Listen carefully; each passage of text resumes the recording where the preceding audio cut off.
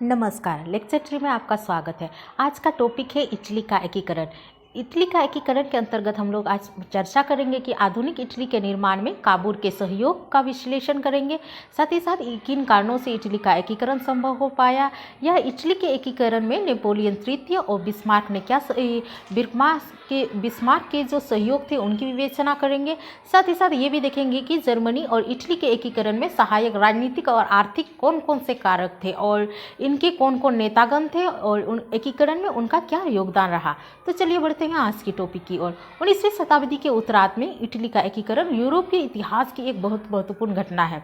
फ्रांसीसी क्रांति ने राष्ट्रीयता की भावना को जन्म दिया था, लेकिन इस भावना का सफल मूर्त रूप इटली के स्वतंत्रता संग्राम में देखने को मिलती है। 19वीं शताब्दी में इटली की दशा काफी दयनीय हो चुकी थी, क्योंकि यह कई भागों में बंटा हुआ था और सच यह है कि यूरोपीय शक्तियों के संघर्ष का एक ऐसा अखाड़ा बन चुका था जहां विदेशी शक्तियां अपना अपना प्रभुत्व जमाने के लिए दांवपेच खेल रही थी। इटली के शासनगण अपने स्वार्थ सिद्धि के में लगे हुए थे और वहां योग्य एवं सच्चे नेताओं का भी अभाव था। हालांकि प्रारंभ में इटली के देशों ने अपने देश को संगठित करने का प्रयास किया, किंतु इसका कोई स्थायी परिणाम नहीं निकला। 19वीं शताब्दी के पूर्वार्ध में इटली के एकीकरण में कई बाधाएं थी। ये ठीक है कि फ्रांस की क्रांति के फलस्वरूप जो राष्ट्रीयता की लहर यूरोप में उठी थी, इटली भी उससे अछूता नहीं रह सका, किंतु मेटरनिक की कठोर प्रतिक्रियावादी नीति के चलते राष्ट्रीय भावनाओं को फैलने में काफ़ी परेशानी हुई। इटली उस ऑस्ट्रिया के प्रभाव में था जो एक शक्तिशाली राष्ट्र था और एक प्रकार से इटली के भाग्य का निर्णायक भी था। ऐसी स्थिति में इटली के शासक की स्थिति यह थी कि ऑस्ट्रिया की इच्छा के विरुद्ध कोई कार्य नहीं कर सकते थे। ऑस्ट्रिया का प्रधानमंत्री मेटरनिक घोर प्रतिक्रियावादी और जनतंत्र का जानी दुश्मन था। इसके अलावा यह बात भी थी कि वह इटली के एकीकरण का विरोधी था। पोप की राज्य सत्ता भी शक्तिशाली थी और उसको यूरोप के प्रमुख राज्यों का समर्थन प्राप्त था। इस प्रकार पोप का शक्तिशाली राज्य इटली के एकीकरण में ऐसी रुकावट थी जिसे दूर करना काफ़ी कठिन था।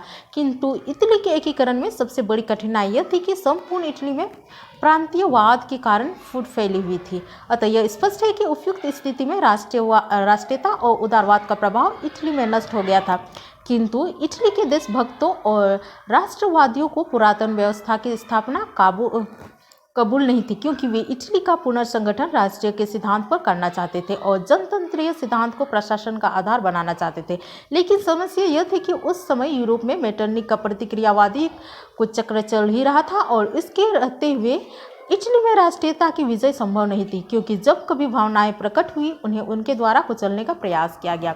इटली के निवासियों को फ्रांस की क्रांति से एक बहुमूल्य वसीयत मिली थी कि वह भी सामाजिक समानता, स्वतंत्रता, बंधुत्वता, स्वायत्त शासन और समाचार पत्र की स्वाधीनता को प्राप्त कर सकता है। फलस्वरूप लोगों के विचार बदले और वे एक राष्ट्र के रूप में सोचने लगे। नेपोलियन बोनापार्ट ने परोक्ष रूप से इटली के एकीकरण में योगदान दिया था, क्योंकि इटली पर जब उसका आधिपत्य कायम हुआ तो उसके वहां एक संगठित शासन की स्थापना की थी।